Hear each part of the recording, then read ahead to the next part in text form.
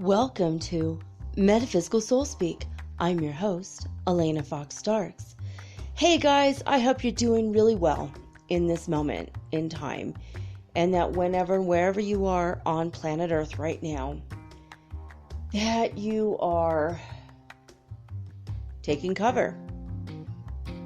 That you're taking cover, that you are doing really well in your personal safety and protection, and you're taking precautions in your physical body's health. This is a really tense time for everybody on the planet. So not just us light workers or us people that are awake and going through the Ascension symptoms, but for every human being on the planet. We're all facing a crisis. We're facing, some of us are facing mortality, potentially. We are facing an unseen, unknown enemy, which is a little tiny virus. And 6 counties tomorrow will be locked down in Northern California, in the Bay Area. San Francisco will be on lockdown. The entire country of Ecuador, where I live, will be on lockdown tomorrow too. So my oldest and my youngest and I, we're all going to be forced by our governments, respectively, to be in quarantine for 15 days. New York City is under quarantine, and many, many places around the world are under quarantine now. Our quarantine here just started almost an hour ago, and they basically said on the news, get out and get all your supplies that you're going to need for the next 2 to 4 weeks. And there's a lot of people talking about hoarding, and when the government tells you to go out and you buy 3 to 4 weeks worth of food, toilet paper, bleach, whatever you need, supplies, that's not hoarding. You're just buying a month's worth of food in advance. You can't have it both ways. There have been people, spiritual people, on YouTube going, I just can't stand those hoarders. Oh my God, they're so unspiritual. I'm sorry, when your government tells you can't leave the house, by law, it's illegal for us to leave for 15 days from our house. We just can't leave. It's over. It's just, we can't leave the house. It is like, if we leave the house, we go to jail and risk getting sick. And if we are sick, risk getting other people sick. So, I'm sorry, it's not hoarding when you're buying the food that your government told you to buy. The problem is when people are buying, every last can of tuna on the shelf. You don't need 50 cans of tuna. But, today's my very last day of, 10 days of prednisone, which knocks out my immune system. So, shopping in a very tense, scary grocery store, all the meat was off the shelves. There was maybe 4 or 5 chickens, 2 or 3 steaks, and then the rest of the shelves completely gone. My son and I have been eating mostly, he's been eating almost completely vegan. Actually, I think completely vegan. And I've been eating vegetarian because I like putting Parmesan cheese on my vegan soup.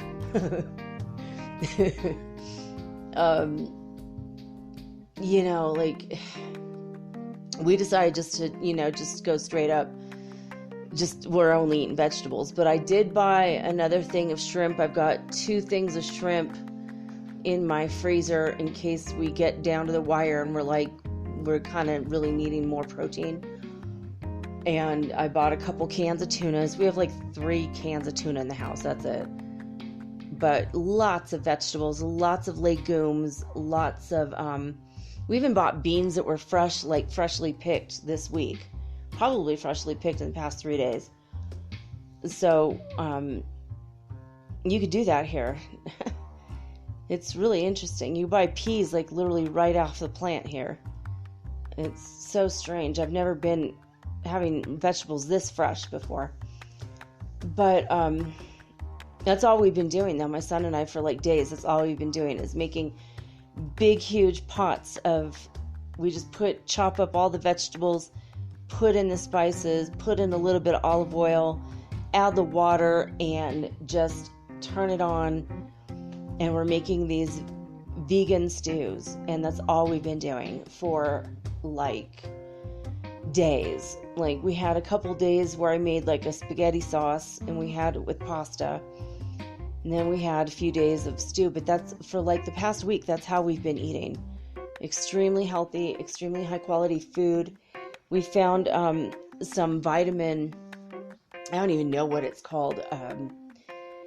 We found this stuff, it's boosts immune system. It's got a bunch of minerals and vitamins and high quality things like echinacea. So if we do get sick, we have that immune system defense. I've got my whiskey here.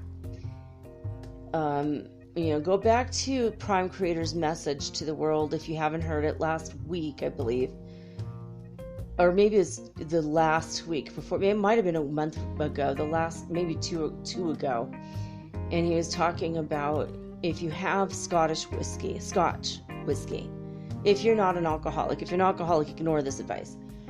If you are not an alcoholic, just grab your Scotch whiskey and don't do anything with it. Just have it on hand. If you do get sick, 1 shot and no more every single day will help brace up your immune system because of the ingredients that they use to make Scotch whiskey. Plus, the alcohol itself will kill germs. So I've got my whiskey, I've got my echinacea, golden seal, I think might be golden seal. There's several things. We got some hemp seed, chia seed, and flax seed. It was like a combination. My son's been making artisanal breads. We're thinking about making sourdough bread. We've got some starter in the fridge. We just started because fermented food is good. And we'll probably put the hemp seed, flax seed, and chia seed mixture in that because that would be extremely healthy. But that's all we've been doing. I mean, it's like we bought extra water. We don't have enough for a month, but we do have enough water probably for the next 4 or 5 days at least. Toilet paper, oh my God. So we're toilet paper hoarders now.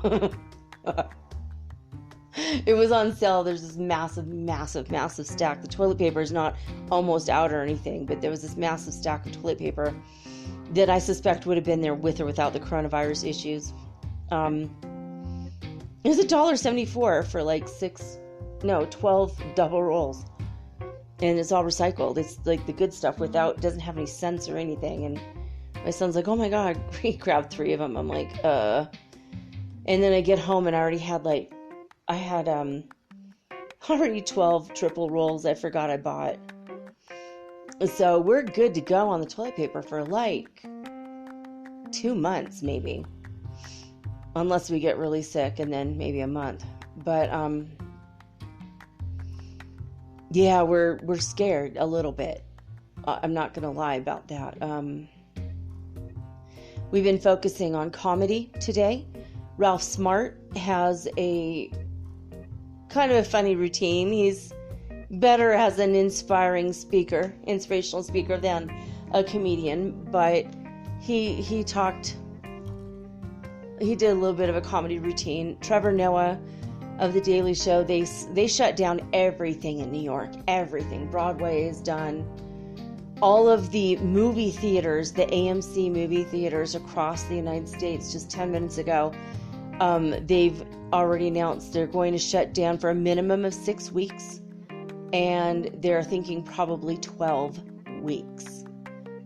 This is unprecedented. Tomorrow is St. Patrick's Day. For 250 years, there has been a St. Patty's Day parade in New York City, and tomorrow will be the first time in 250 years. And it's not going to happen. It's the first time it won't happen. So many things are not going to happen for a long time. This is one of the weirdest things, probably the weirdest thing ever that I've been through in my life. My son and I were having this conversation, and he's like, well, we're kind of used to it. We've had several times, several incidences, several things in our lives things that occurred outside of us, around us, that forced us inside for a few days or a week or 2 weeks. So, this isn't anything new, really. It's a different kind of a threat.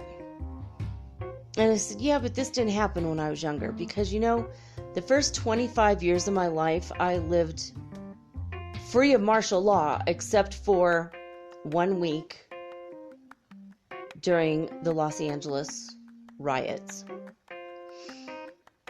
And then after, I was 25, we had the Northridge earthquake, which that was martial law.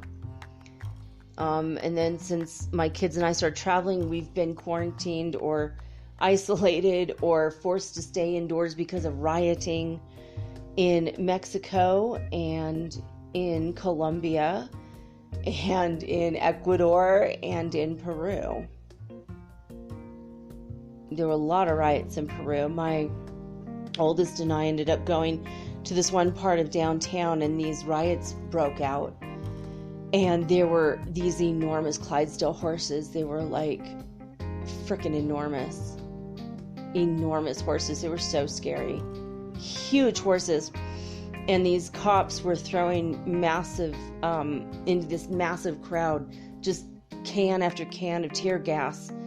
And my oldest and I, we had to make a break for it and run to avoid, because the wind was coming our way with the tear gas and the wind.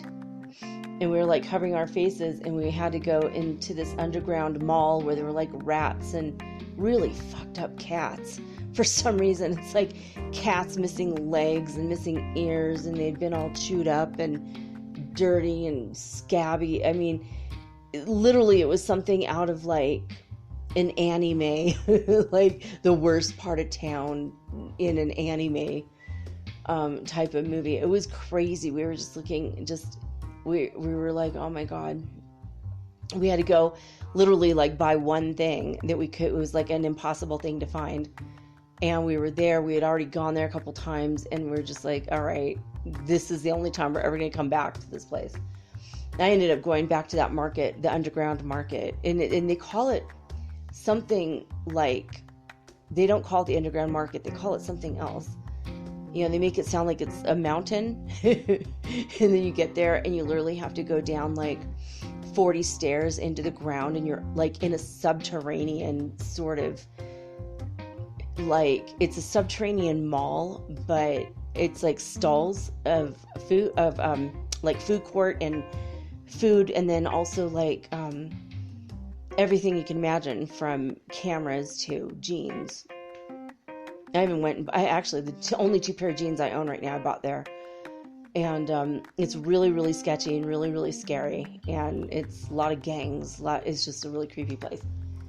But that wasn't even the last ride I was in. That was one ride I was in Peru. But so my son and I were talking about that today. They were like, it's so weird that we have been isolated in a way, like to have to forcibly socially distance ourselves. And another thing was the census in Peru, in Lima. Actually, I think it was the whole country.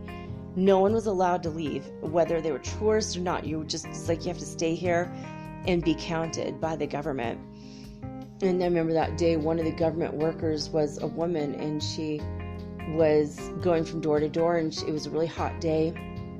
And this guy said, why don't you come in for some lemonade? And she's like, I'm not allowed to go in to anyone's house. And he's like, come on, it's hot. You look hot. And she had to pee. So she's like, okay, fine. Can I use your bathroom too? So she went into the bathroom, used the bathroom, and she came out. He raped her. And it took the government 3.5 weeks to arrest him, even though she obviously had his address. She's the census taker. So, Peru's a crazy place. But anyway, but Ecuador is on lockdown tomorrow for 15 days, and pharmacies are open, and grocery stores are open, banks are open, and obviously hospitals are open. Other than that, nothing else is open. It's over. It's just no restaurants. It's illegal to have a restaurant open. And that's it. This afternoon, about 2 o'clock, my son's friend wrote to my son and said, you guys have to go out and get your groceries right now for the next month. Otherwise, you might not get food. And my son's just like, Mom, holy crap, we got to go right now. We didn't have any masks. I wore my Misfits bandana over my face like a bandit, which, I mean, if you don't know what the Misfits are, like their logo or whatever, it's like a really creepy, scary skull type of face with like, bony hands, like dead hands. And so that's what I wore over my face. So I look like a bandit. Crazy, just as crazy. And my son wore his cowboy hat and his duster because he wanted to be a cowboy today, but he didn't want to wear a mask. I'm like, you should wear a bandana, but then he's already dressed like a cowboy. He's like, I'll just keep my face, keep my face covered. And he's not feeling so hot tonight. He's like, I don't know, Mom, I hope I'm not sick. But we keep making this healing stew. I want to mention it because you guys use the fumigant herbs. All of the Italian cooking spices are fumigants. They will help you fight off, and they will also kill, like rosemary kills microbial life. Oregano does too. And I'm not saying it's going to definitely kill the coronavirus if you have it, but it will help your immune system, and it will take care of anything in your system right now, whether it's corona or not. It will take care of it, at least, if you'll have a fighting chance if you cook with the right herbs. What did I put in mine? I had some laurel, bay leaves, and lots of basil, and rosemary, definitely rosemary, and oregano. Rosemary and oregano are the ones that have the most antimicrobial action. So garlic also boosts the immune system. Onions also, same thing. But I want to remind you guys that, look, if you do get sick, the thing is, go to the right frequencies on YouTube. Go to the binaural beats and the isochronic tones and the healing frequencies, 10,000 hertz frequency. I've been listening to that for days. If I feel a little bit under the weather, because I'm kind of stressed about this, like I'm feeling the love. I'm actually in the love vibration. But there have been moments where I drop back down into that, oh no. And at night, I put this on and I listened to it for 3 hours. Love Motives. That is literally the best channel. He's got the best music. He's got high frequency vibrations. His music is amazing. Just be aware that in the first 3 to 4 minutes, there's going to be an advertisement, and then there won't be another advertisement for the rest of the play. But he's got, some of them are 8 hours long. I mean, hey, we're home now for 15 days. So most of you that are listening to this are probably going to be quarantined for the next 2 weeks. If you haven't yet, it's coming. I'm telling you, I swear to God, it's coming for everybody. The quarantine situation. I think it's 34 states in the U.S. are quarantined right now. And I know California's not quarantined, but I know in the Bay Area, 6 counties are. Berkeley, Oakland, San Francisco. They don't know how they're going to pay their employees. If there's no customers, how can there be, all the restaurants, they're scared. This is a very, very scary time. Social security offices that started closing down across the country, especially in Michigan, they're like, we're done. We're just, we got the only way we could best serve the public is to not be open to the public. It's illegal in most places to gather in groups of, some places 50 or more, other places 30 or more, other places 10 or more. And in the 6 counties in San Francisco, they're saying it is, if you go out walking with a friend, you have to walk 6 feet away from each other. So what's the point at that point? Can you even hear each other at that point? Unless you have a hearing aid. I mean, how can you hear somebody, 6 feet away? It's crazy. You're allowed to walk your dog in your park by yourself.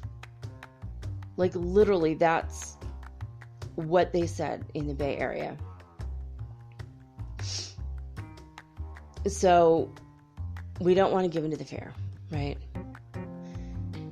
Looking at the information that is put out today, 8% of the people are dying from it now. It did go up. It went up over the weekend. 349 people in Italy died today. God rest their souls. God bless their families. I think that's the most that have died in a single day so far. Nobody died in China. We're already having days in which nobody died in China. So that's good. That's, right there, that's good news. You still have a 92% chance of passing this test. You have a 92% chance, if you do get the virus, that you're definitely going to live through it. So, hey, that's good. That's good. Make sure you have all your medicines. Tomorrow, my son and I are going to try to call the hospital and ask if they will come over here and administer a pneumonia shot for me. I realized I haven't had my pneumonia shot in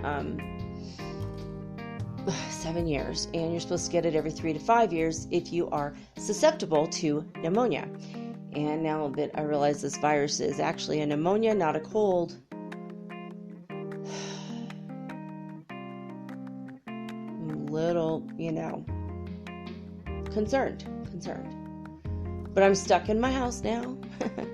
Woke up in the morning. Actually, the sun woke me up at 8 o'clock in the morning, came through my window. I had a little sliver where the curtain was open just so, and went right in my eyes, woke me up. I'm like, grandfather woke me up. And I opened my window, and I still get the fresh breeze. I get the sunshine on my face. And I spent 90 seconds in the sun. Don't want to have more than that. Literally, that's enough vitamin D for the whole week for a redhead on the equator. But, this is it, guys. This is it. I'm going to go tomorrow over Shri and Kira's list of Ascension symptoms for the year 2020. The Ascension energy symptoms, or Ascension flu or whatever. But I'm going to tell you right now that fear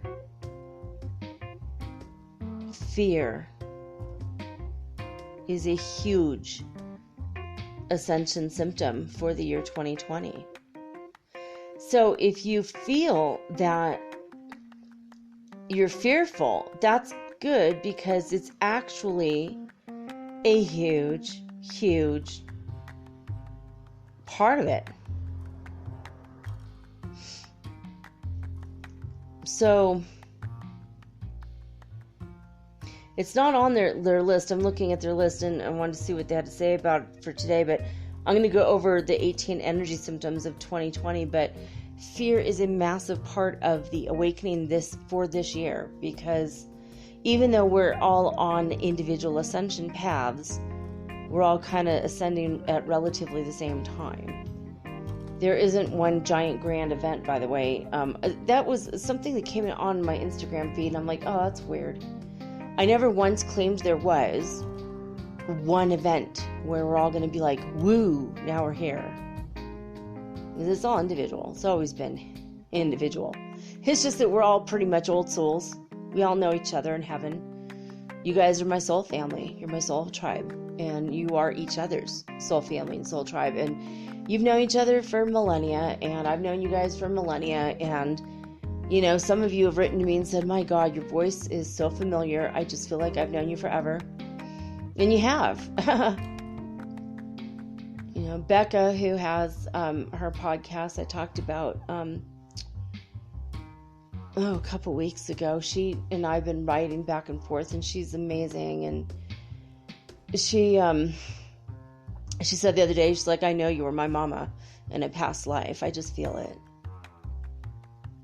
She's like, I just feel so close to you. It's so weird. I feel like you're my mom in past life. I go, you know, I don't remember it, but you know what? I probably was. And I feel just so much love for her too. And I just saw one of her videos on Instagram today, and I was just like, oh my God, I just want to hug her so much. Yeah. So I don't know. I mean, this is the time though, you need to hug yourselves, hug your cat or dog, unless you're sick. Quarantine yourself from your dog and cat, by the way, if you are sick. That's what they're recommending, because they're saying, you know, what if it is passed between species? They don't even know. You don't want to get your cat or dog sick and have them get you sick again with, you know, the mutated version, if that's possible. Yeah, I'd like to ask for your prayers for Jude, my friend, my near twin flame. And Jude Dekoff, the Starseed perspective, he's sick. He's pretty sure he's got coronavirus because he's had these weird symptoms for a couple weeks, and he's been on prednisone too, and they didn't know what he had. They were like, we don't know what you have. You don't have what we think you have, you know. They tested him for several things, but they didn't have a testing kit there in that part of Florida. So, but when I read off the symptoms last week, he wrote me and he's like, okay, I literally have every single one of those symptoms, and this sucks. So just send prayers, love and light to him. My cousin who was sick that I mentioned last week, she's better. She has a lot of posts of her with her horses on Instagram, so she's feeling happy. She's in sunshine again.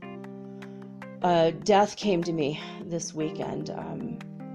Literally, the angel of death came to me, and he just sat with me for a while, and I feel like one of my aunts might be ready for transition through the coronavirus. And by the way, that is a vehicle. This is a vehicle for a lot of people to leave. The people that aren't ready to ascend, that just don't want to wake up, this is a really good vehicle to leave. You know, remember last year, God said 1/3 of the people. I don't know if this is going to take 1/3 of the people on the planet or not, but I do know that it's definitely a vehicle. It's the potential. It is definitely a vehicle. It's like, you know, over 7,000 people have died now. I think it was like 7,144 actually. Let me see. I had it here. Yeah, 7,174 people have died. That's 8%. Right now, there are 95,668 people. In Ecuador yesterday, we had hopped up from, 21 people, and then we were at 28 people. We hopped up to 58 people, like, in one day. And now we have one case here in Cuenca. And she was traveling in Spain and Italy, tested positive for it. She's 40 years old, and her symptoms are extremely mild, and she started self-quarantining immediately. But what the actual hell? What is up with the Spain and the Italy? Spain, Italy, China. Literally, 3 of the top 5 countries are countries that I wanted to live in besides Ecuador. And God kept telling me, no, Ecuador, Ecuador, Ecuador. Don't leave Ecuador. I'm like, all right, I'm not going to leave Ecuador. Not until you give me the go-ahead. God knows best, and God protected me on this one for sure. Yeah, this is a crazy time, guys. So what can you do? Okay, we'll go over like the next, probably tomorrow, I'm going to go over what can you do to avoid going stir crazy during the coronavirus crisis. And we're going to also go over Ascension symptoms tomorrow. Today is the Spirits book, though. And by the way, I have a lot of people that tune in to me on Mondays to hear the Spirits book read by Allan Kardec. Read by me. He's a writer from almost 163 years ago. And he published this book in Paris, France. And a lot of you people that are listening on Monday nights are in France, and I believe in Paris. So if you guys can help me with something, my son and I have recently gotten into French rap. And we don't know any good bands that are really, really good, high quality French rap, because we barely speak French, but we want to learn more, and we like to learn through music. I've been trying to do Spanish rap music for a while, and I'm horrible, just to be honest. I could rap sometimes with Will Smith in English, a little bit with Baby Bash in Spanish, English, Spanglish. But I've been trying to rap with Paulo Londra, who I just absolutely adore. I have the maddest crush for him. He is incredible. He's so freaking good. He's such a good rapper. And he's always like rapping about relationships or, women that are into paranormal stuff. So I don't know, just wild stuff. But, and some of his stuff is just cute. He has really cute songs. Anyway, but recently, the past few days, we keep hearing French rap, and we're like going crazy for the French rap. So all of you who are listening in France, if you want to write to me at metaphysicalsoulspeak@gmail.com, please tell me the names of really, really good French rap bands. So that's one thing you could do. See, there you go. I've already given you a freebie. You're already ahead of the game. I've given you something to do during the next 15 days. You could challenge yourself to Duolingo, but we're not going to get into all that. But hey, you can learn a language in 2 weeks. At least enough to have a decent conversation. There's a lot you can do in 15 days' time, especially if the job you do can't be done. If you're like a Lyft driver, now you're staying home. And I'm going to go over, I'll come up with a list. I'll come up with super fun and amazing and unique things to do, hopefully, during the coronavirus thing. But also we're going to go over Ascension Symptoms for the whole year by Shereen Kira. This list, I finally listened to their 30-minute conversation about it, and it's incredible, and I'm feeling every single one of them, and I have a sneaking suspicion that you guys are feeling some of them, if not most of them, or all of them. So that's going to be tomorrow coming up. But yeah, French rap, guys. Oh my God, it's so incredible. I love French music anyway. I love everything French. I love everything French. French toast, French fries, French kissing. No kissing during coronavirus, by the way. No, for real though. France is on my list of places I want to go to someday too. I want to see all of Europe. I want to see all of Asia, all of Europe, New Zealand, Australia, especially New Zealand. I don't know. Those are both on the list at the same level of where I want to see both countries. I want to go hug the koala bears. All right, let's go to spaceweather.com. There's literally only one fireball over the United States today. So apparently the fireballs are also on a coronavirus break. Solar wind did flow out of the northern coronal hole, and it will reach Earth on the 18th and 19th. So basically Wednesday and Thursday, expect some pretty strong energy coming our way. Oh yeah, by the way, coronavirus. Corona means crown in Spanish, and I found out that many people consider the highest peak in China to be the crown chakra of the world. and that also the plasma that flows out of the coronal hole is of the sun, and coronal crown. It's a crowning hole. It's crowning, like, giving birth. And so this is a very spiritual thing that's going on, and we are being tested on a spiritual level, even though this is a man-made thing. Oh, by the way, our neutron counts are very high out of Oulu, Finland. Very high. So that has changed over the weekend. Lots of radiation coming in, man. I feel it right now. I don't know if you guys do. There's a really beautiful emerald green comet, hundreds of times brighter than what astronomers had officially predicted 4 months ago. And it is as bright as an 8th or 9th magnitude star. You can't see it with a naked eye, but with a telescope. But if you want to see it on spaceweather.com, it's there. It's beautiful. It's this emerald green. It's almost like a blue and emerald green light. It's absolutely beautiful.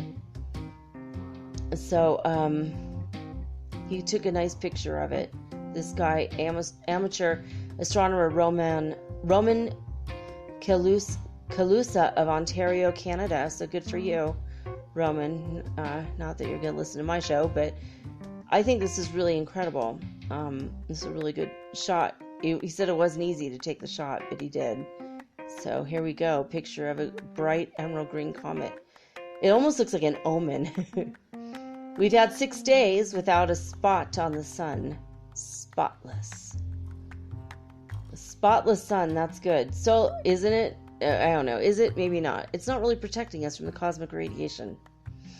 Solar wind speed is 362.7 kilometers per second, so it's a little bit picked up over the weekend, but still, for the sun, it's pretty slow for the sun. The Bitcoin fell by 50% in 2 days over the weekend. That was extremely annoying to me. I was trying to buy Bitcoin. I finally did buy some after it stabilized, and 10 minutes after I bought it, I lost $400. So had to wait till it went back up, which it did, and everything's, good, but it was a really bad time to buy it, but well, we'll try again next month, see what's going on. It will go back up though when the coronavirus is gone. So if you are a Bitcoin investor, it will go back up. I know it will. In fact, once everything's announced and no one's in quarantine, it'll probably go back up to 10,000. So you didn't really lose anything. You just can't really sell it until, you have more. Yeah. All right. Let's see. There is a lot of stuff going on the disclosurenews.it website. As far as the amplitude, though, it's not very much. Schumann Resonance is just nothing. It's like 20. But there's a lot of strange, like intense coloring in the chart in the background. Like, so the background junk, I don't know if it's radiation. It's definitely noise. It's turquoise and lime green and red, as well as then the normal white. And there's cross-hatching patterns. It almost looks like, in parts, like a Scottish kilt. So it's pretty, I don't know, it's pretty crazy with what's going on in the background. A lot less actually Schumann Resonance readings, and a lot more just this weird background noise. It looks like there's 2 or 3, maybe possibly a 4th baseline being established. So you'd have to see the chart. So disclosurenews.it if you want to go check out that chart. All right. Heart Math Institute is another place I go for Schumann Resonance news, because I'm not satisfied with what's going on with the other one that I just mentioned. It's usually extremely low, and then people go around freaking out when it gets to 30 or 40 or 50. I knew it was high. No, you didn't, because a week ago when it was 790, in Africa, no one said anything. It's like, I don't think so. there's something else that's affecting all of us, so when we think we feel it, I don't think we do, because at first I was doing the same thing. Ooh, I felt it. And you know what? Then I started looking at the Heart Math Institute one, and I'm like, wait a minute. This is different, way different. So there's something else going on here, and I don't know what it is. We're still working on it, but I'm going to shoot out these numbers to you anyway, because they are still pretty interesting, So in the Schumann in Italy, it was only 20. But if you think you're feeling the Schumann resonance, you might be, because I'm going to tell you something right now, that on Sunday, it was 482 hertz frequency in Honolulu, South Africa. So if you're looking at this going 20, why is it 20? I know there's something going on. Well, you're maybe feeling the Schumann resonance in Africa, because that's enormous. It's like 10 times more than what we need to be in the fifth dimension right there. That's massive amounts of cosmic radiation, or whatever. It's like bouncing off the surface of the planet, going up into the ionosphere and creating a wave between the two. That's what the measurement is, but they don't really know. They say that it affects us, but maybe we're the thing affecting it. It is what it is. It's very weird. Anyway, California started off at midnight at 10 hertz frequency, and by 4 a.m. was down to 0. Hofu, Saudi Arabia was at 0 the whole time. Lithuania was at 104 hertz frequency at midnight. By 4 a.m., they were at 108 hertz frequency. That's certainly nothing to sneeze at. No sneezing. Sneeze into your elbow. Touch your face. Distance yourself from all social activities. Yay, says every introvert ever. I finally have an excuse. I'm finally normal. I finally fit in with everyone else who's not here because of social distancing. Alberta, Canada started off at midnight at 67 hertz frequency, and by 4 a.m. they were at 69 hertz frequency. Northland, New Zealand started off at 52 hertz frequency at midnight, and by 4 a.m. they were at 59 hertz frequency. And last but not least, on the Schumann Resonance scale, Honolulu, South Africa is coming down in values since yesterday's huge 482 spike, and today they started off at midnight at 271 hertz frequency, and by 4 a.m. they were at 194 hertz frequency. Still nothing to sneeze at, but it is considerably lower. So we are on lesson 255 in A Course in Miracles. I read this because it's a very high vibration. We keep our vibrations high, and that's going to keep our spirits high. And we're going to get through the next 2 weeks together alone, separate but together. We're going to be together for the next 2 weeks, right? Guys, I'm going to be here for you, and not on the weekends, though. I'm going to watch movies on Netflix on the weekends, but I finally, this past week, I decided, this is the time I'm going to actually go out and I want to date. I found, this group. My friend sent it to me, metaphysical people in Cuenca. I'm like, you know what? I'm gonna do it. I'm gonna go get involved with this group. I'll find a nice man who maybe wants to have a coffee with me. I'm gonna do it. And then boom. 48 hours after I made the hard decision to do this. Sorry, 15 days in quarantine later. Oh my God. Maybe I dodged a bullet. Maybe that bullet's not called the coronavirus. It's just, bad dating. I don't know. Oh. All right, let's get down to this. A Course in Miracles is found at acim.org. This is the website for the Foundation for Inner Peace. You can find all their lessons for absolutely free on any app. There's a whole bunch of them. Just go to your iStore or your Android store, Google Play Store, whatever it's called, Microsoft Store. All of them have A Course in Miracles apps. So, or just acim.org works too. So, lesson 255 is where we left off on Friday. And this is the lesson. This day I choose to spend in perfect peace. This day I choose to spend in perfect peace. It does not seem to me that I can choose to have but peace today. And yet my God assures me that his Son is like himself. Let me this day have faith in him who says I am God's Son, and let the peace I choose be mine today. Bear witness to the truth of what he says.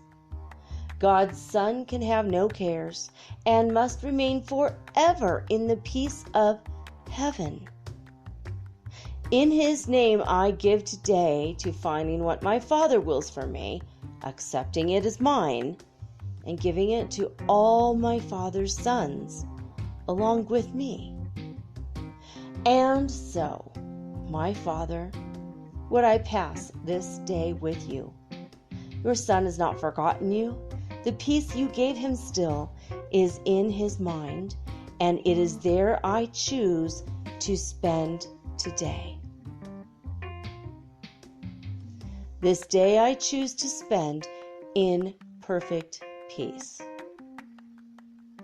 Again, that's lesson 255 at acim.org.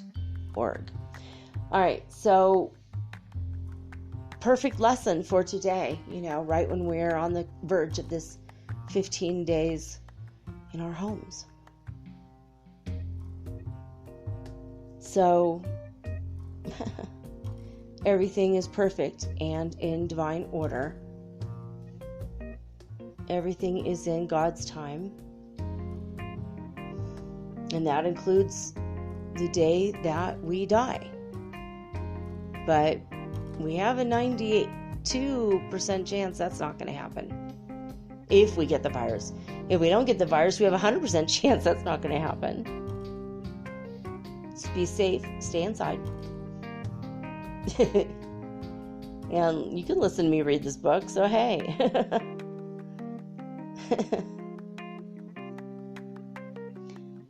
I feel like everyone needed to meditate and take a pause and take a break. And everybody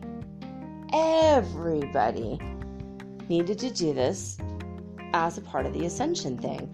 And isn't that just so funny that the whole world is literally being given a timeout?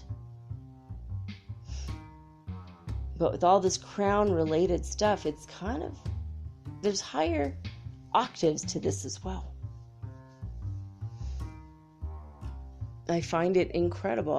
I feel the energy. I feel the energy constantly pouring down upon me in waves, and there's so much love. There was a little bit of stress this weekend, just a little bit, like a few hours here, a few hours there, where I was like feeling the love, but then still aware of like fear type of energy.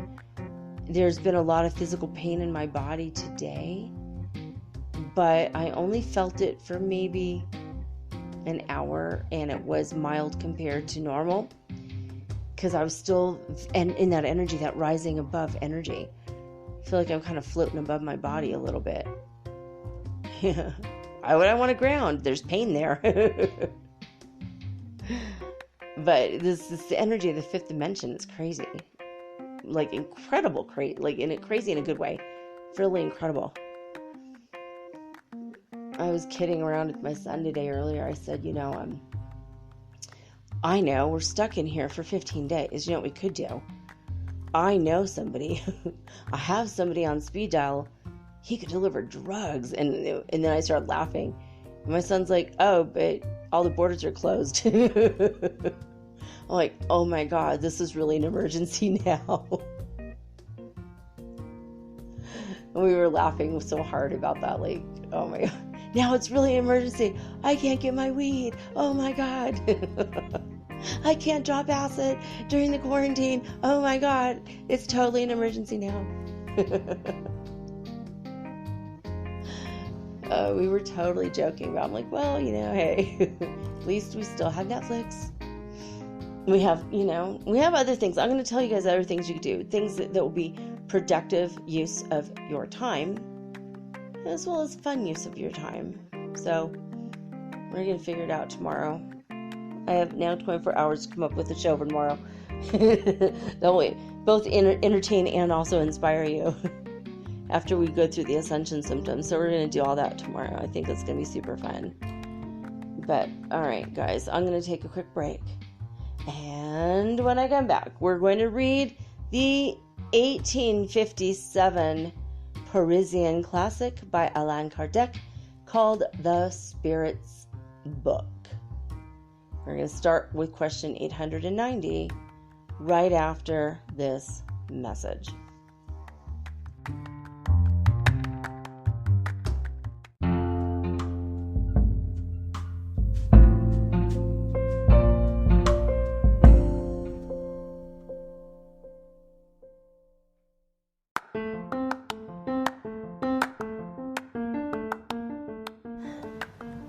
If you haven't heard about Anchor, it's high time you did. It is the absolute easiest way to make a podcast. First of all, it's absolutely free.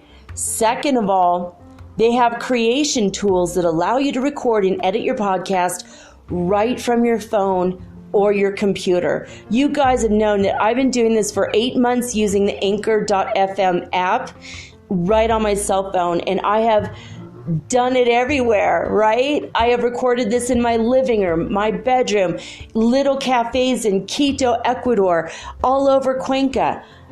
It's so absolutely easy to make your podcast, and editing is just a snap. Anchor also will distribute your podcast for you, and it took me about 2.5 months to become syndicated, and now I'm available on Spotify, Apple Podcast, and many more, and so can you. You can make money from your podcast also, and there's no minimum requirement. You get paid from your very first listener. It is everything that you need to make a podcast all in one place. So please, if you are interested in making a podcast of your very own, do not hesitate to start with Anchor. Download the free Anchor app or go to anchor.fm to get started today.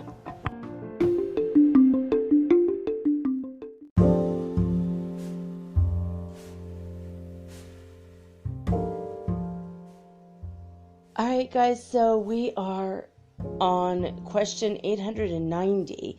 This is the section of the chapter we were on last week that is entitled Maternal and Filial Affection.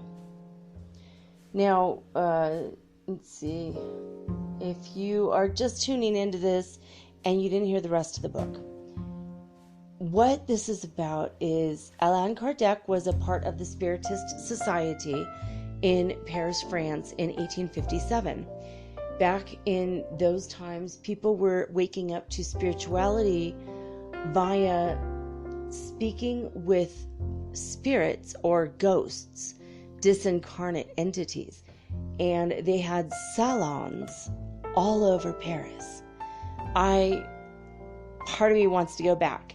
If there's a time travel, I want to go back to Paris in that time.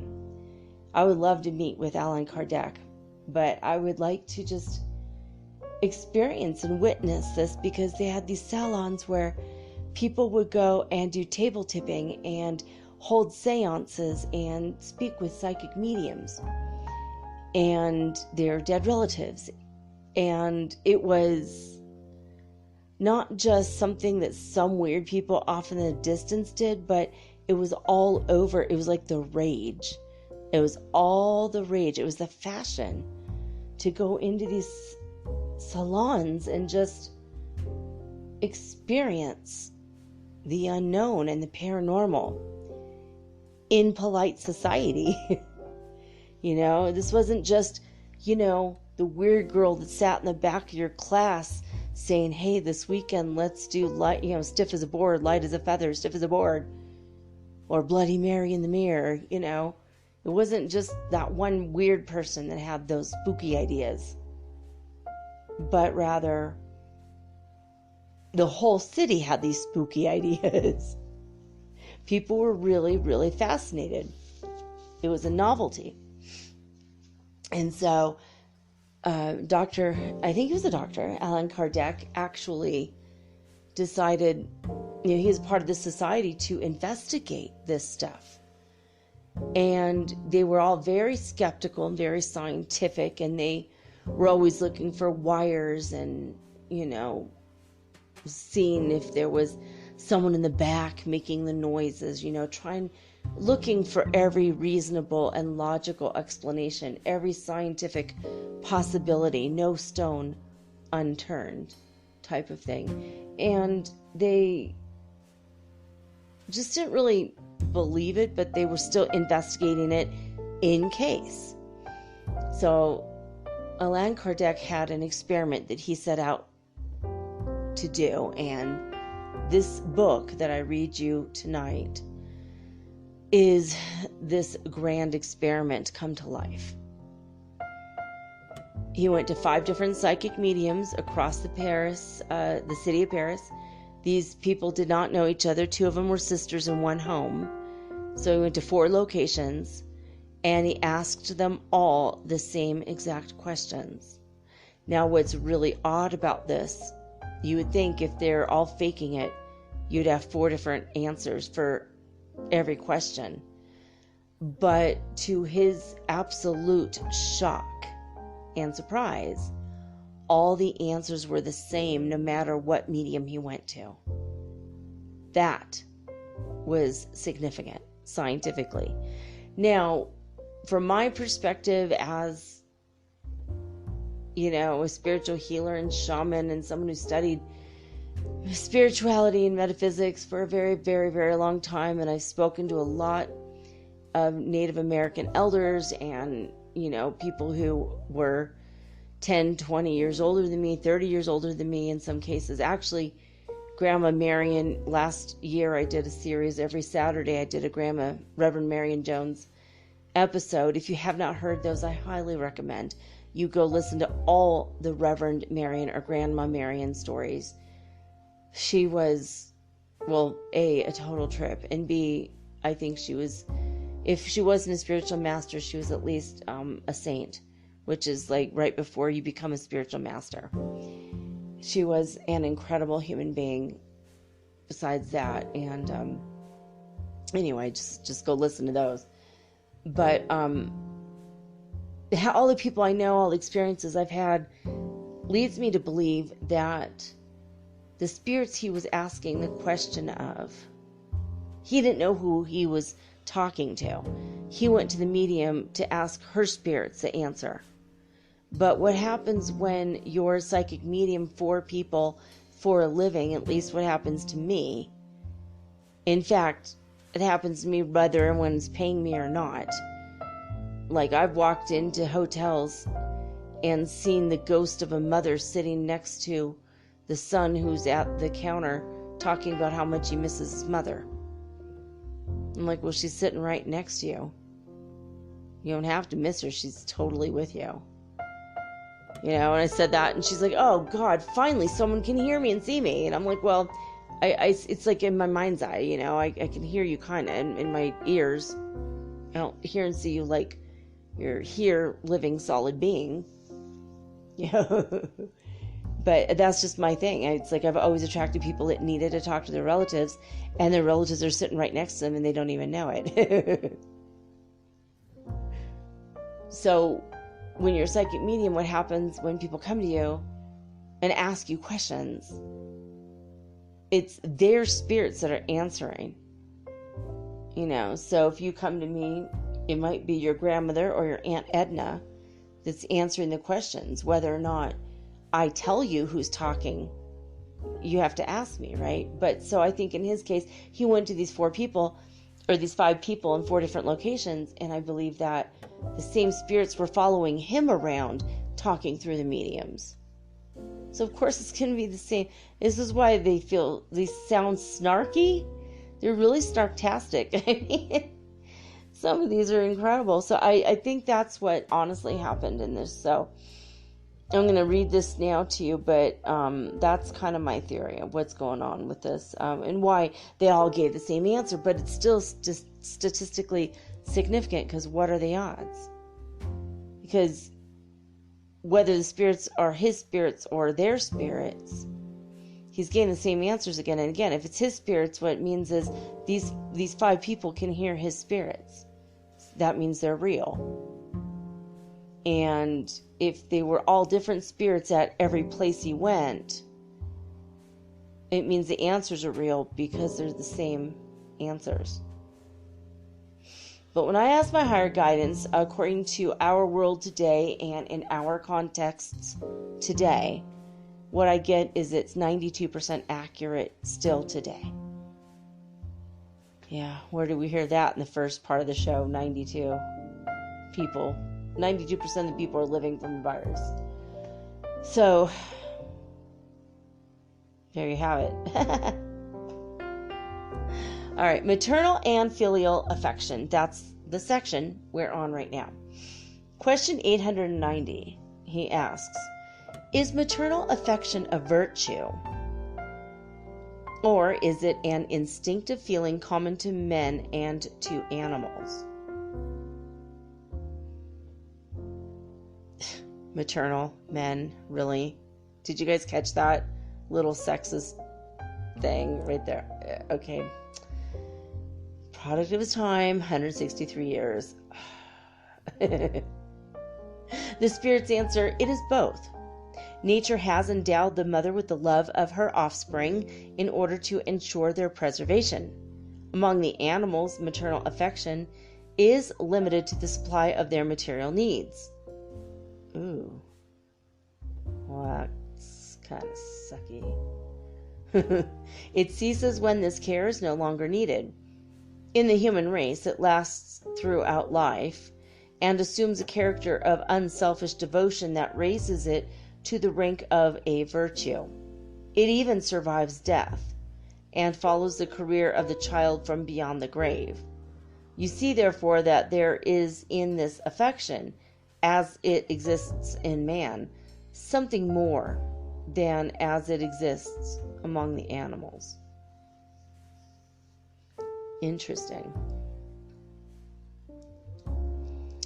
Question 891.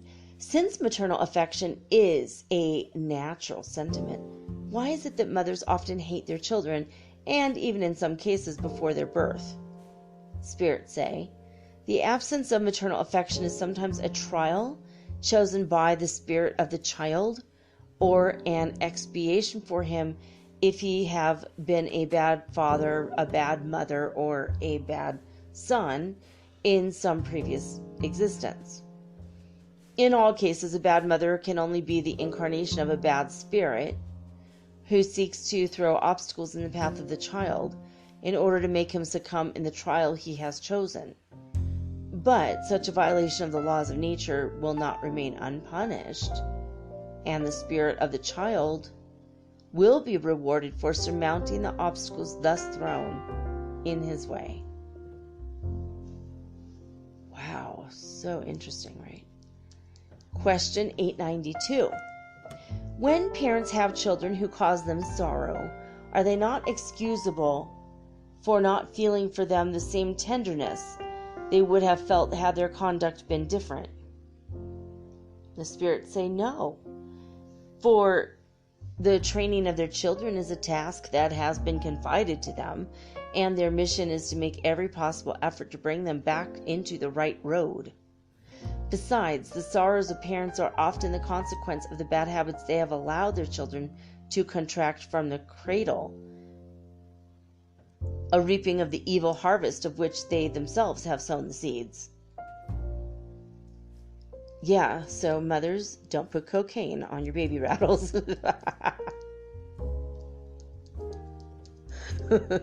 bad habits, evil habits from the from the cradle. Like, seriously, what? It's true, but I mean, obviously bad spirits do incarnate in human bodies, and so sometimes there are children that are absolutely, completely evil from the beginning, evil to the core. Also, though, sometimes parents don't realize when they're giving their kids like red dye number 40, that can make your kid go completely crazy. I have some funny stories about that. Or at least one funny story about that. I didn't give my kids candy when they were little. I gave them Kool-Aid without the sugar in it. And they always told me how disgusting Kool-Aid was. So when they went to parties, they would say, no, thank you. I'd just rather have water. And everyone was so impressed. Until one day, they had the Kool-Aid. And the look my oldest kid shot me. Oh, if looks could kill, I would have been dead that day. I'm like, what? Sugar's not good for you. I was only saving your life. Oops. But, yeah. Both my kids are very healthy now, though. On their own, they choose health. Always healthier stuff. Always. So, it was a method to my craziness, to my madness there. Okay, chapter 12. Moral perfection. Number 1, virtues and vices. Number 2, the passion. Number 3, selfishness. Number 4, characteristics of the virtuous man. Self-knowledge. So we're now on virtues and vices. Question 893. Which is the most meritorious of all the virtues? And the spirits say, all virtues are meritorious, for all of them are signs of progress on the upward road. Upward road. Say that 5 times fast. There is virtue in every act of voluntary resistance to the seductive influence of evil tendencies. But the sublimity of virtue consists in the sacrifice of self-interest to the good of others.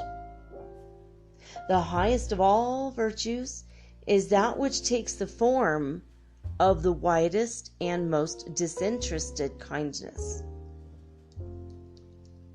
Question 894. It's not R, it's there. Oh my God. Nice dyslexia today. Question 894. There are persons who do good from a spontaneous impulse, without having to overcome any opposite feeling. Is there as much merit in their action as in that of others who, in doing good, have to struggle with their own nature and to surmount an opposing impulse? The spirits say, those who have no longer to struggle against selfishness are those who have already accomplished a certain amount of progress. They have struggled and triumphed in the past, and their generosity, therefore, no longer costs them any effort. To do good seems to them to be perfectly natural, because they have acquired the habit of kindness.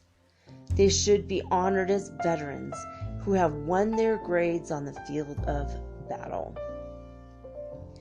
As you are still far from perfection, such persons strike you with astonishment, because their action contrasts so strongly with that of the rest of mankind, and you admire it in proportion to its rarity. But you must know that what is the exception in your world is the rule in worlds of more advanced degree. In those worlds, goodness is everywhere spontaneous, because they were inhabited only by good spirits, among whom even an evil intention would be considered as an exceptional monstrosity. It is this general prevalence of goodness that constitutes the happiness of those worlds. It will be the same in your earth when the human race shall have been transformed, and shall rightly comprehend and practice the law of charity. Question 895. Besides defects and vices, in regard to which no one can be mistaken, what is the most characteristic sign of imperfection? And spirits say, selfishness. Virtuous appearances are too often like gilding upon copper that cannot stand the application of the touchstone. A man may possess good qualities which make him pass in the eyes of the world for virtuous, but those qualities, though proving him to have made a certain amount of progress, may not be capable of standing trial, and the slightest disturbance of his self-love may suffice to show his real character. Absolute disinterestedness is indeed so rare a thing in your earth that you may well regard it with wonder as something phenomenal. Attachment to material things is a sign of inferiority, because the more man cares for the things of this world, the less does he understand his destiny. His disinterestedness, on the contrary, proves that he has arrived at a wider and clearer view of the future. Question 896.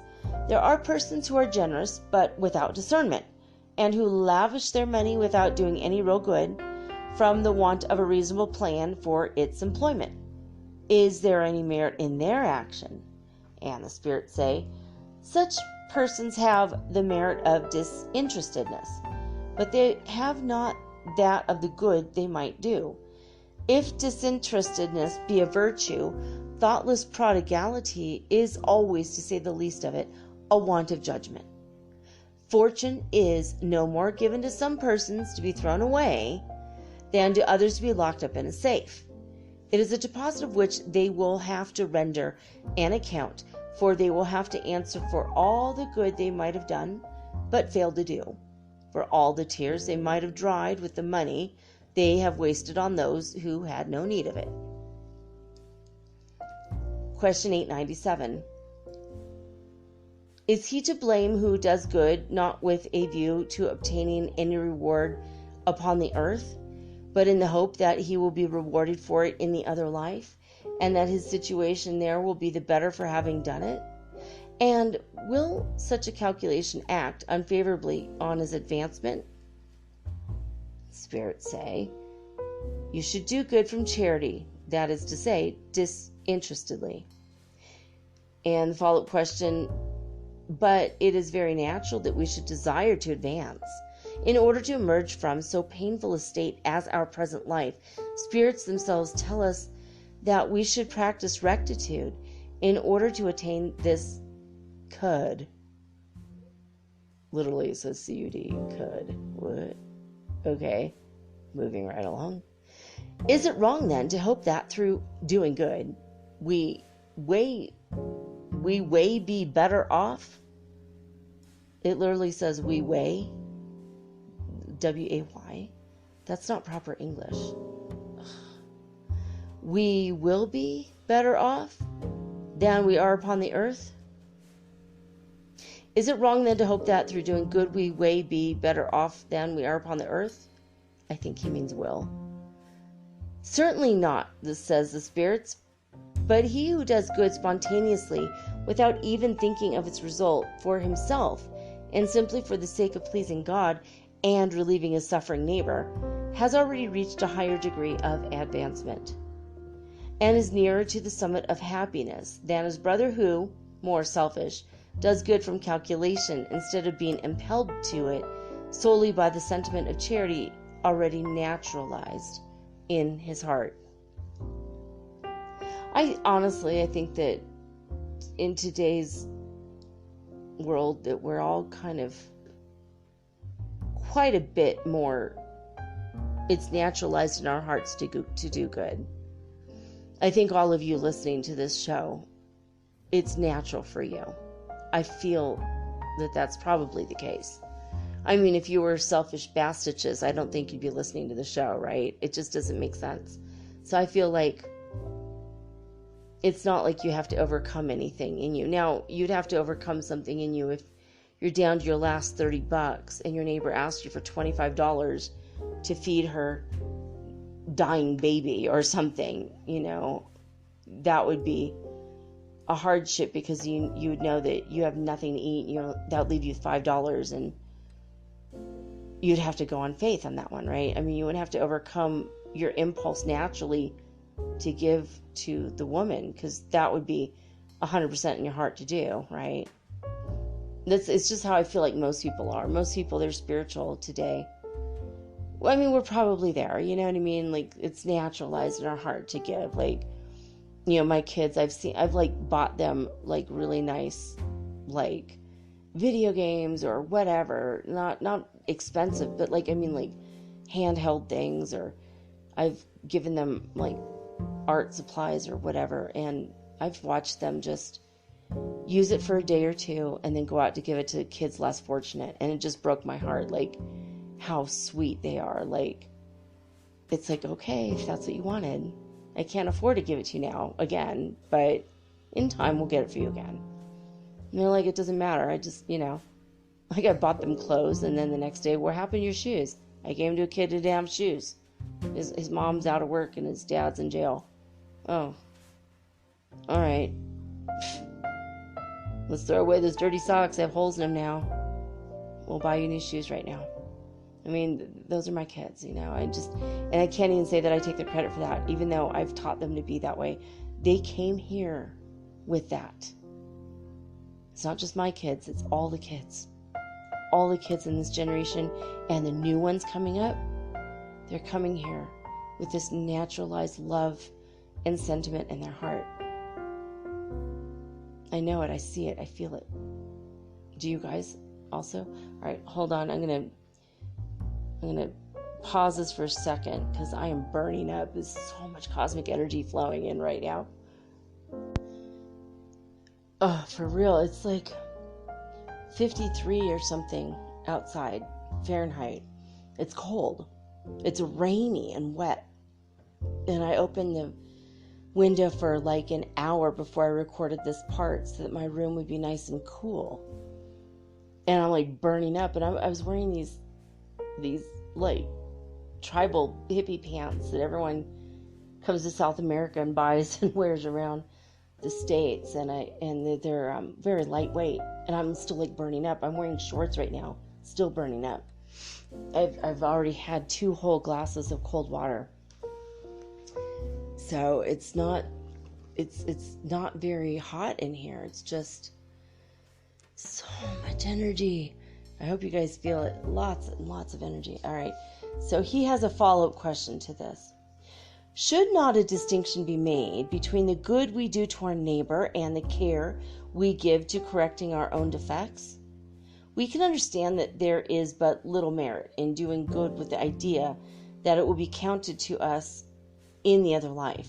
But it is also a sign of inferiority to amend ourselves, to conquer our passions, to correct whatever is faulty in our disposition, in the hope of bringing ourselves nearer to spirits of higher degree, and of raising ourselves to a higher position in the spirit world? And the spirits say, no, by doing good, we merely meant being charitable.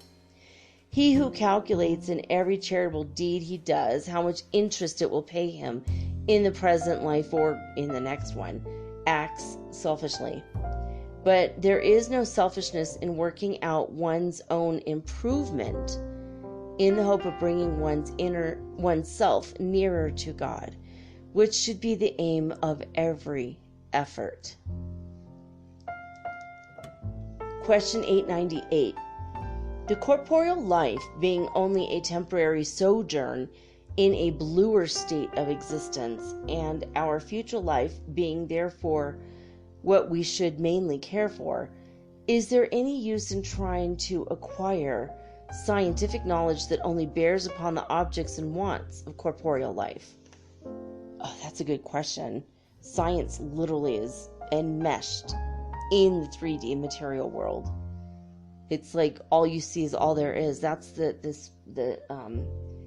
sign that Spock makes. Literally is the sign of the devil in the devil card in the tarot. It's the same exact symbol, hand symbol, and it literally means all you see is all there is. It's very materialistic, in the terms of just being enmeshed in the material. It's a very interesting question. So, yeah, right? So is there any use in trying to acquire scientific knowledge that only bears on the objects and wants of corporeal life? Good question. And the spirits say, undoubtedly there is, for such knowledge enables you to benefit your brethren. And besides, your spirit, if it have already progressed in intelligence, will ascend more rapidly in the other life, and will learn in an hour what it would take you years to learn upon the earth. No kind of knowledge is useless. All knowledge contributes more or less to your advancement, because the perfected spirit must know everything, and because progress has to be made in every direction, so that all acquired ideas help forward his development. Cool. Question 899. Of two men equally rich, and both of whom employ their wealth solely for their personal satisfaction, but one of whom was born in opulence and has never known want, while the other owes his fortune to his labor, which is the more culpable? And the spirits say, he who has known what it is to want, for he has felt the suffering which he does not relieve. Question 900.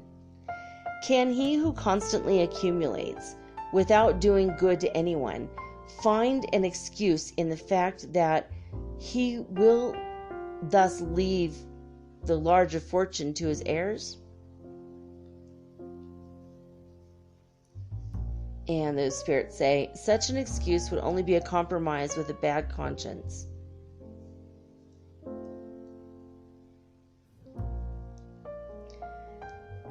I don't really understand that one. I don't know if you guys did or not. That was weird, huh? Question 901. Of two miserly men, one denies himself the necessaries of life and dies of want in the midst of his treasure. The other is stingy in regard to others, but is lavish in his outlay for himself. And while he recoils from the making the smallest of sacrifices to render a service to his neighbor or to subserve a noble cause, is regardless of expense in the gratification of his tastes or passions. If a kindness is asked of him, he's always short of funds. But for the satisfying of any fancy of his own, he always has plenty of money. Which of them is the more guilty of the two, and which of them will be the worst off in the spirit world? The spirits say, he who spends on his own enjoyment, for he is more selfish than miserly. The other is already undergoing a part of his own punishment. Oh yeah, right? Accumulating wealth and never using it for anything. That would be punishment. Question 902. Is it wrong to desire riches as a means of doing good? And the spirits say, such a desire is laudable when it's pure, but is it always quite disinterested, and does it never cover any secret thought of self? Is not the first person to whom one wishes to do good too often oneself? That's a good question. Question 903. Is it wrong to study other people's defects? Like staring at their moles? What does he mean by that?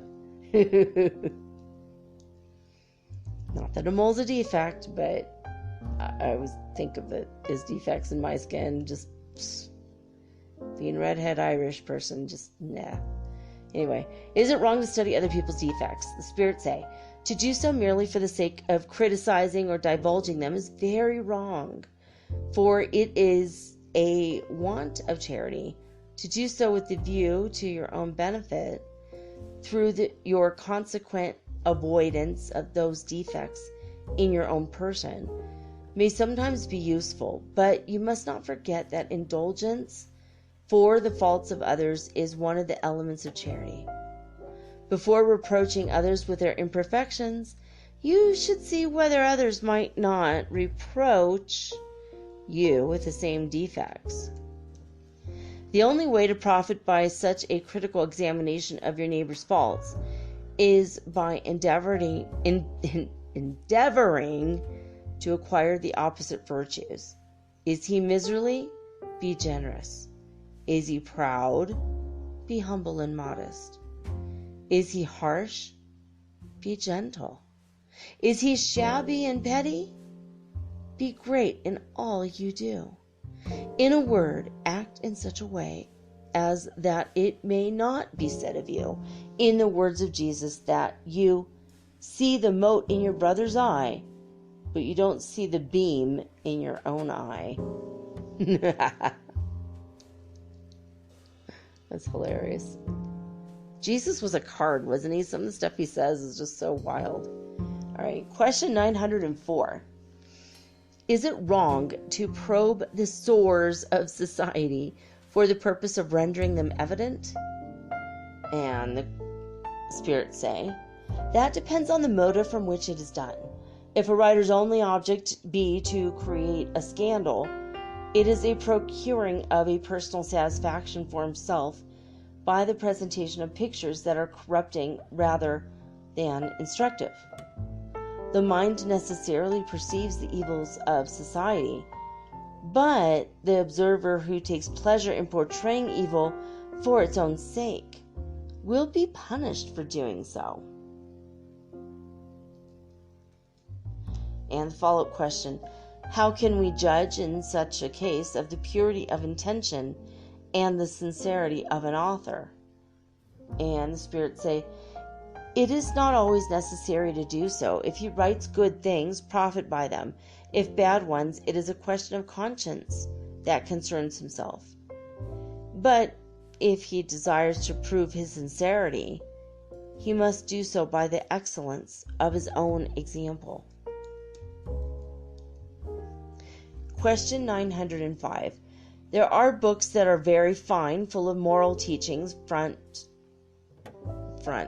probably that used to say from which, though they have aided the progress of the human race, their authors have not derived much moral profit. Will the good those authors have done by their writings be counted to them as spirits? Spirits say, the principles of morality without a comprehending practice are the seed without the sowing. Of what use is the seed if you do not make it fructify and feed you? Such men are all the more guilty because they possess the intelligence which enables them to comprehend. The not practicing the virtues they recommend to others, they fail to secure the harvest they might have reaped for themselves. Question 906. Is it wrong for him who does good to be conscious of the goodness of the deed and to acknowledge that goodness to himself? Spirits say, since a man is conscious of the evil he does, he must also be conscious of the good he has accomplished. It is only by this testimony of his conscience that he can know whether he has done ill or well. It is by weighing all his actions in the scales of God's law, and especially of the law of justice, love and charity, that he can decide whether they are good or bad, and can thus approve or disapprove of them. If it cannot therefore be wrong in him to recognize the fact that he has triumphed over his evil tendencies, and to rejoice in having done so, provided he does not make this recognition a subject of vanity, which were, in that case, he would be giving way to a tendency to as reprehensible as any of those over which he has triumphed. Now we're in the section called the passions. Ooh la la. Or if you're in French, oh la la, right? I don't know. That's what someone told me once. The passions. Question 907. As our passions have their root in nature, are they evil in themselves? Wow, that's like quite an assumption, right? That's just wild assumption. All right, this is one of the parts that fall into the not so 92% accuracy, I think. This is the self-discernment one, this part. As our passions have their roots in nature, are they evil in themselves? Spirits say no. It is only their excess that is evil, for excess implies a perversion of the will. But the principle of all his passions has been given to man for his good, and they may all spur him on to the accomplishment of great things. It is only their abuse that does harm. Cool. Question 908. How can we define the limit at which the passions cease to be good or bad? And the spirits say, the passions are like a horse that is useful when under control, but dangerous when it obtains a mastery. A passion that becomes pernicious the moment when you cease to govern it, and when it causes an injury to yourself or to others. So he has his own 2 cents here. He says, the passions are levers that increase man's powers on tenfold and aid him in the accomplishment of the designs of providence. But if, instead of ruling them, he allows himself to be ruled by them, he falls into every sort of excess, and the same force which held well in hand would have been useful to him falls upon him and crushes him. All the passions have their source in a natural sentiment or a natural want. They are therefore not evil in themselves, since they constitute one of the providentially appointed conditions of our existence. What is usually meant by passion is the exaggeration of a need or a sentiment. But this exaggeration is the excessive action of a motive power and not the power itself. It is this excessive action which becomes an evil and leads to evil consequences of every kind. Every passion that brings man nearer to the nature of the animals takes him further from the spiritual nature. Every sentiment that raises man above the nature of the animals is evident in the predominance of his spiritual nature over his animal nature and brings him nearer to perfection. Question 909. Would a man's own efforts always suffice to enable him to vanquish his evil tendencies? And the spirits say, yes, very slight ones are often all that's needed. It is the will that is wanting. Alas, how few of you can make any serious efforts to vanquish those tendencies?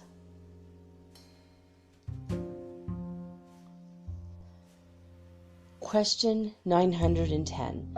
Can a man obtain efficacious help from spirits in overcoming his passions?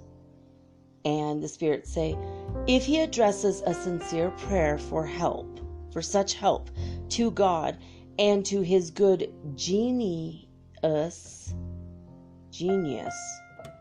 good spirits will certainly come to his aid, for it is their mission to do so. All right, so when he says genius, you guys, does that mean his holy guardian angel or his genie? Do we all have a good genie? I now want to know what he means by that. I'll have to look that up on another day, but if you guys know, write me and let me know. All right. Question 911. Is not the action of the passions sometimes so violent that the will is powerless to withstand them? And the spirits say, there are many who say, I will, but whose willing is only on their lips, and who are not sorry that what they declare themselves to will does not take place. When a man is unable to vanquish his passions, it is because through the backwardness of his spirit, he takes pleasure in yielding to them. He who controls his passions comprehends his spiritual nature. He knows that every victory over them is a triumph of his spirit over matter. And question 912. What is the most efficacious means of combating the predominance of the corporeal nature?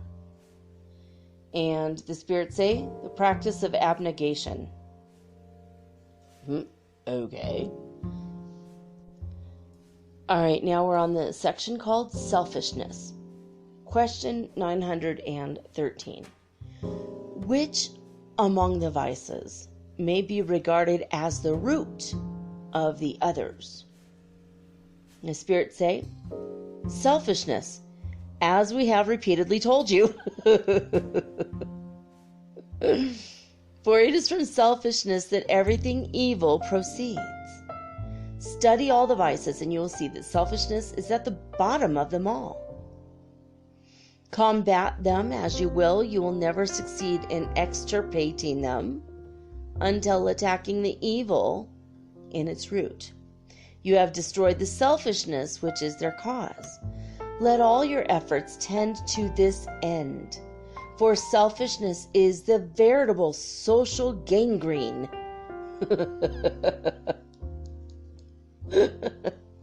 Whoever would make, even in his earthly life, some approach towards moral excellence must root out every selfish feeling from his heart, for selfishness is incompatible with justice, love, and charity. It neutralizes every good quality. Question 914. Selfishness having its root in the sentiment of personal interest, it would seem that to extirpate it entirely from the human heart must be a very difficult matter. Is it possible to do so? Spirits say, in proportion as men become enlightened in regard to spiritual things, they attach less value to material things, and as they emancipate themselves from the thraldom of matter, they reform the human institutions by which selfishment is fostered and excited. Such should be the aim of education. Question 915. Selfishness being inherent in the human race, will it not always constitute an obstacle to the reign of perfect goodness upon the earth? And the spirits say, it is certain that selfishness is your greatest evil, but it belongs to the inferiority of the spirits incarnated upon the earth, and not to the human race as such. And consequently, those spirits, in purifying themselves by successive incarnations, get rid of their selfishness as they do of their other impurities. Have you upon the earth none who have divested themselves of selfishness and who practice charity? There are more of such than you think, but they are little known, for virtue does not seek to display itself in the glare of popularity. If there is one such among you, why should there not be 10? If there are 10, why should there not be 1,000? And so on. Question 916. Selfishness, so far from diminishing, increases with the civilization that seems to strengthen and intensify it. How can the effect be destroyed by the cause? The spirits say, the greater the development of an evil, the more hideous it is seen to be. It was necessary for selfishness to do a vast amount of harm in order that you might see the necessity of extirpating it. When men shall have divested themselves of selfishness, they will live like brothers, doing each other no harm, but mutually aiding each other from a sentiment of solidarity. The strong will then be the support, and not the oppressor, of the weak, and none will lack the necessaries of life, because the law of justice will be obeyed by all. It is of this reign of justice that spirits are now charged to prepare the advent. Question 917. By what means can selfishness be destroyed?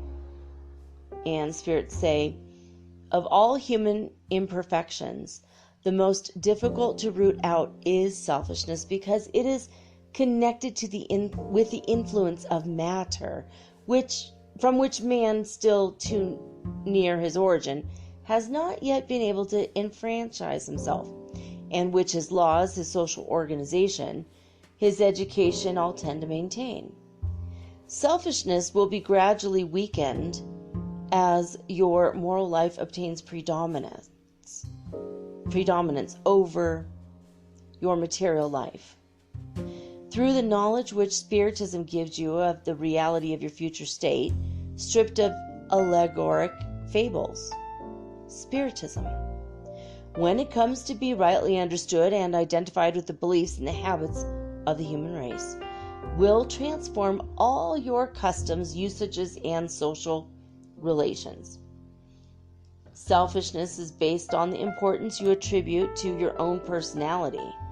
Spiritism, on the contrary, when rightly understood, causes you to look at everything from a point of view so elevated that the sentiment of personality is lost, so to say, in the contemplation of immensity. In destroying the sentiment of self-importance by showing its real nature, Spiritism necessarily combats selfishness. Man is often rendered selfish by his experience of the selfishness of others, which makes him feel the need of defending himself against them.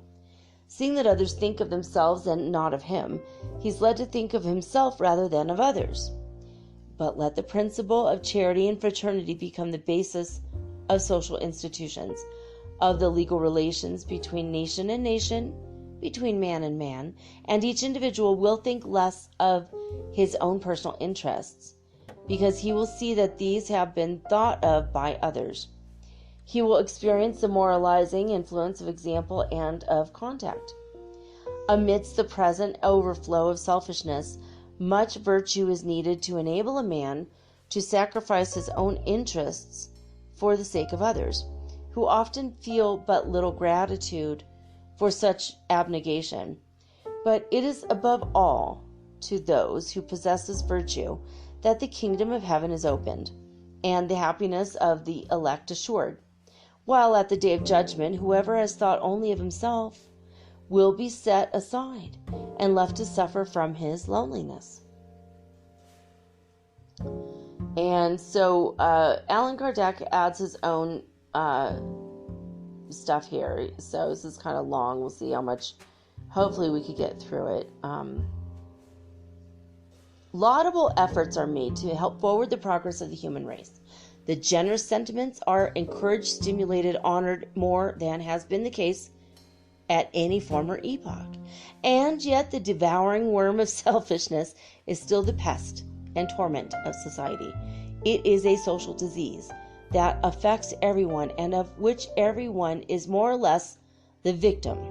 It should therefore be combated as we combat any other epidemic.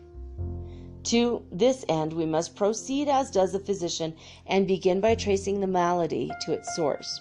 We should seek out in every department of the social fabric, from the relationships of the family to those of nations, from the cottage to the palace, all the causes, all the influences, patent or secret, that maintain and develop selfishness. The causes of the malady being discovered, the remedy will spontaneously present itself, and through the efforts of all, directed to a common end, the virus will gradually be extirpated. The cure may be slow, for the causes of the malady are many, but it is not impossible.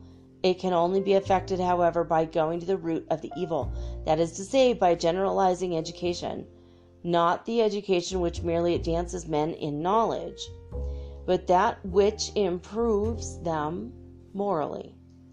Education, rightly understood, is the key of moral progress. When the art of training the moral nature shall be understood, as is the art of training the intellect, it will be impossible to straighten a crooked nature as we straighten a crooked sapling. But this art demands much tact, much experience, and profound observation. It is a great mistake to suppose that the possession of scientific knowledge suffices to enable the teacher to exercise it with success.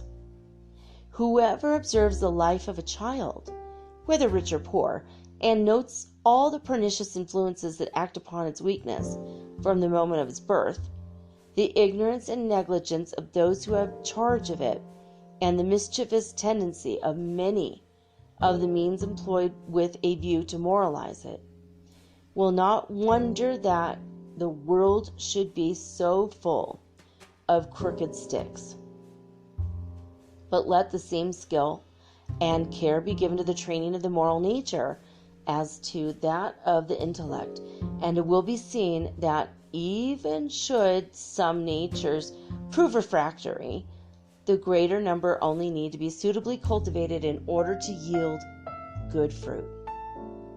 Man desires to be happy, and this desire, implanted in him by nature, prompts him to labor unceasingly to improve his condition upon the earth, and to seek out causes of the evils that afflict him, in order to remove them, when he toughly comprehends that selfishness is one of those causes, that it engenders the pride, ambition, cupidity, envy, hatred, jealousy, by which he is continually annoyed, that it brings trouble into all the social relations, provokes dissensions, destroys confidence, converts friends into foes, and obliges each individual to remain constantly on the defensive against his neighbor. He will see that the vice is incompatible, not only with his own felicity, but even with his own security. And the more he has suffered from it, the more keenly he will feel the necessity of fighting against it, as he fights against pestilence, dangerous animals, and every other source of disaster. For he will be compelled to do so in view of his own interest. Selfishness is the source of all the vices, as charity is the source of all the virtues. To destroy the one, to develop the other, should be the aim of all who desire to ensure their own happiness in the present life as in the future. Well, there you have it. That's it. We will come back next week and read question 918 under the heading Characteristics of the Virtuous Man. Well, all right. That was kind of a long one, guys. I hope that you are healthy when you hear this. And if you're not, I hope that you're taking every step to assure that you get through this. If you do have the virus, I want you guys, and it's funny how, isn't it weird, he's just talking about viruses a minute ago. This was written 163 years ago, and I just read that, and it's like, so cosmic timing, right? Anyway, if you do get sick, I wanted to mention that, please, when you fall asleep kind of sitting up, because you will have a better chance to make it through the night because of the way things happen in pneumonia. You can't lay flat. You got to prop yourself up with a bunch of pillows and just, you know what, it's only 2 weeks. You'll be okay. But I know I've lived through pneumonia many, many times. You know, this one's supposed to be very bad, so in some cases it's just not. So hopefully not. I don't want to scare you, and I don't want you to be afraid, but I want you to be prepared. That's it. Just be prepared. Take care of yourself. Be prepared as much as you can, and pray. And listen to the right frequencies, because that does work. It does help. Love motives, and I think it's like 400 and, or 741 hertz frequency along with 10,000 hertz frequency is one I've been listening to, and it does work. Plus it's beautiful music.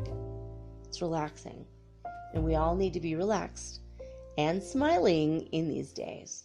So keep smiling. Don't ever stop. All right. I want to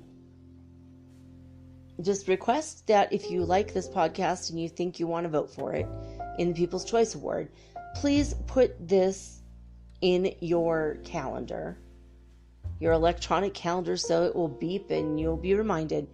On July 1st will be when the voting starts. Just say, hey, vote for Metaphysical Soul Speak, the podcast.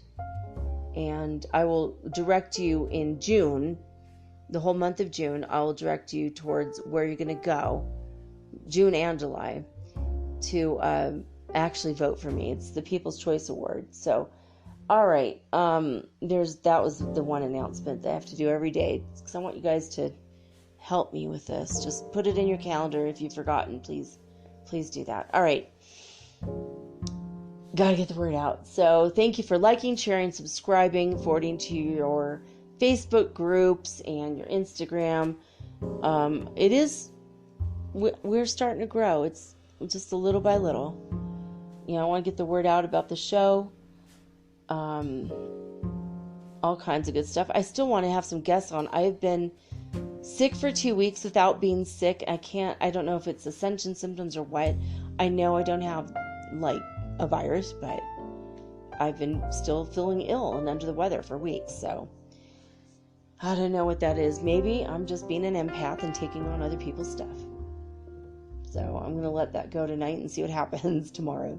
Anyway, I love you guys, each and every one of you. I'm so grateful for you. I hear from a lot of you quite often. Thank you so much for that. I really appreciate it. It makes me feel less isolated, and especially in these days of coronavirus panic, we all can use a little bit of feeling less isolated, right? Okay, I'll be back tomorrow with all unique and original programming, just like always. But right now, I'm signing off with peace and joy and the high vibes of the Holy Fifth Dimension. Until next time, peace.